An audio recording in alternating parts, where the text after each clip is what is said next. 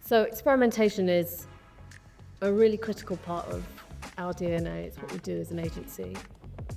But sometimes we get challenges back from brands who view experimentation as inherently risky, a risk-taking endeavor. They don't want to gamble with their marketing budgets.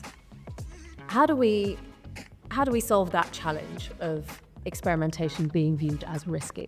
Innovation in line with experimentation, we want to build a culture that suggests that experimentation should feed into your strategy on a continual basis. So I think something that we're trying to do a lot with clients at the moment when it comes to actually planning media budgets is understand if we can siphon off, 10% of budget to always be dedicated to experimentation. And I think those clients that are willing to do that, the innovation comes alongside of it because you're always showcasing that you're willing to draft experiments and whatnot. Definitely, and I think you have to be doing those kind of lower spend experimentations constantly so that when you get to the bigger bets, you already have a really clear idea of what's going to work and what is working.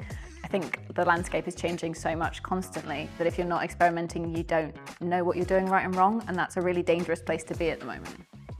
Yeah, it's also about building your own body of evidence. So often we'll have a hypothesis initially based on, let's say, third-party evidence, and we can take a good guess at whether we think something will work.